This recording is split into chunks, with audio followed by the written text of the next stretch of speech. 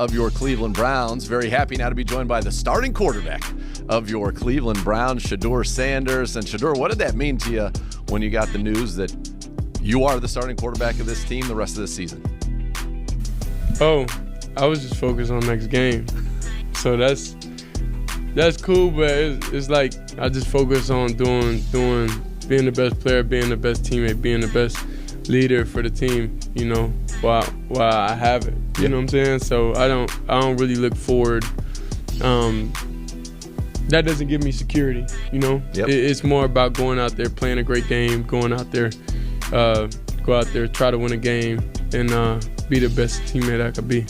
I know that the result was not the result you wanted, but you just did play a great game against the Tennessee Titans, 364 yards passing. That's cool now, but we'd rather take the W. Of course you would. That is a given, and I know you would say that. But what clicked for you in that game as you've kind of seen your progression here as a Brown starter to put up? Listen, it's historic. The only other rookie that's ever done that in their career is Joe Burrow, to have over 300 yards passed, 350 yards passing, 3 touchdowns, and a rushing touchdown in a game.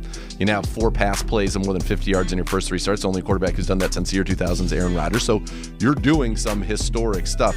What clicked for you? I never thought I'd hear that. No? Well, it's true. Not a few months ago I wouldn't think of that. But I know I have it in me, but it's just, I'm just thankful that I was able to showcase it. You certainly did. So when you think about kind of, you and I talked before that preseason game in Carolina. When you think about from that time to today and what you're doing now in regular season games, kind of what has been your development? What's been the biggest thing that's changed that's allowed you to have this success? Because you've always had the talent. My relationship with God. And how has that helped you? Kept me going, kept me sane, kept me able to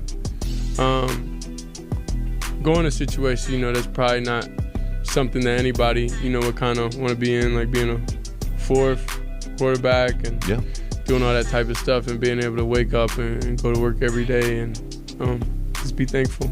Did you always know that you were going to get a shot, that if you just kept doing what you needed to do, that you were going to get an opportunity? I had no plans. I just went and did what I have to do every day and just left it up with God. Like I tend to not even worry about that type of stuff because it's not my control.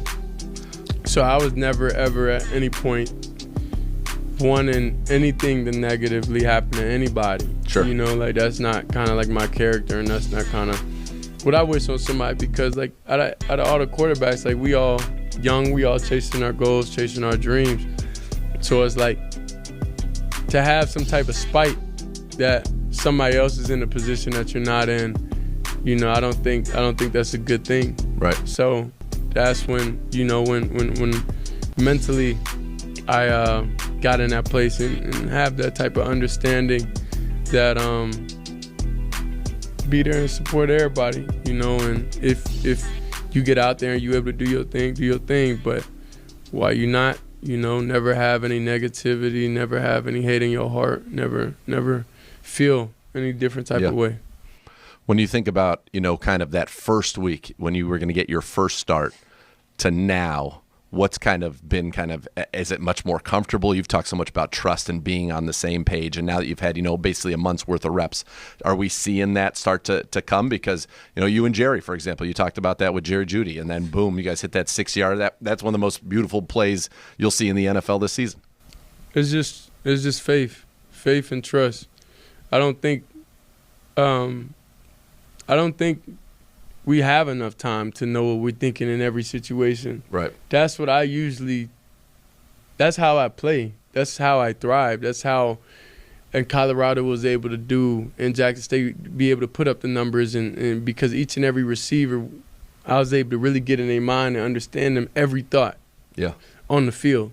So whenever you don't really have that, and that's fine. Like I would never be one to complain about that, because everything happens for a reason, though, right? And it takes time. But you got to approach the game a little different. You can't approach the game how you've been approaching it, your whole life, because it's not the ideal situation for your whole life.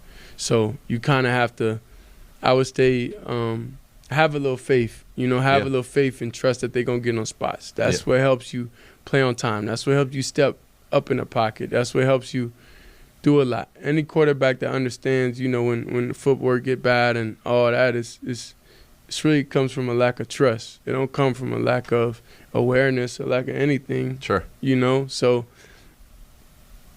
if you're able to do that in 1 week, you know, then it's not bad pocket awareness. It's Right. not that. It's just like you got to be able to see everything out the same lens.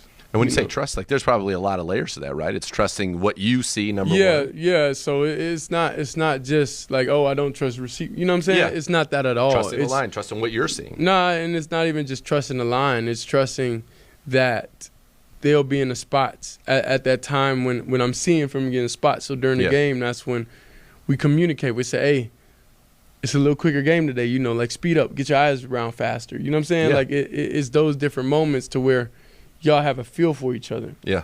Seems like one guy that you do have a really good feel with is Harold Fannin. And you guys have been. I guess Harold's open in the read.